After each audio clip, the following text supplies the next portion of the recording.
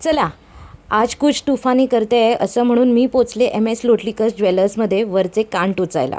तर त्यांनी आधी मला पिअर्सिंग एक्झॅक्टली कुठे हवं आहे ते पॉईंट्स दोन्ही कानाचे मार्क करून घेतले.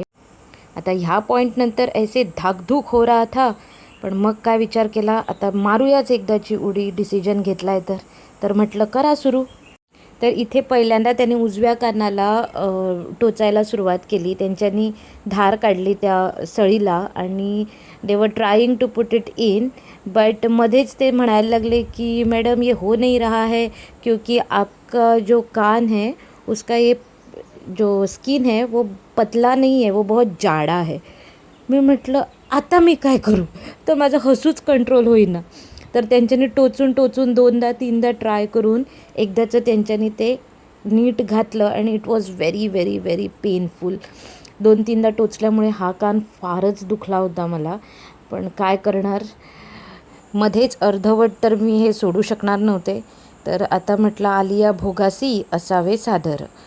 मग त्याने एक्स्ट्रा जी सरी राहिलेली ती कापून घेतली आणि त्या सरीचं एक्झॅक्टली पोझिशनिंग ते सारखं करत होते आणि हे टोचण्यापेक्षाही जास्त पेनफुल होतं. माझे तर धाबे दणाणले होते. हा म्हटलं एकच कान झाला आहे, आता पुढच्या कानाचं अरे बापरे. तर हे एक्झॅक्टली कंप्लीट झालेलं आहे आणि छान दिसत होतं हे, नाईस. तर अब की बार दुसरा कान. पण ह्या कानाचं टोचणं जे होतं ते पहिल्या कानापेक्षा खूपच सरळ, सिम्पल आणि खूप लवकर टोचून झालं. I don't know how. त्यांच्यानी सांगितलं हे बघा झालं टोचून, that's it. It was just easy at this time. मग परत त्यांच्यानी ते पोझिशनिंग सारखं केलं. एक्स्ट्रा सरी जी होती ती कापून टाकली. हा प्रोसेस ना गाईज, हा जास्त पेनफुल असतो कम्पेअर्ड टू एक्झॅक्टली टोचण्या. And just like that my both the piercings were done. ही माझी खूप दिवसांपासूनची इच्छा होती.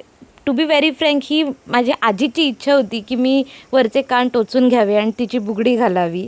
तर अक्षय तृतीया होती, त्यानिमित्ताने सोनं पण घ्यायचं होतं, म्हणून मी म्हटलं की कानच टोचूया आणि ती सरी म्हणजे सोनं पण झालं आणि आजीची इच्छा पण पूर्ण झाली. That's it. Thank you for watching.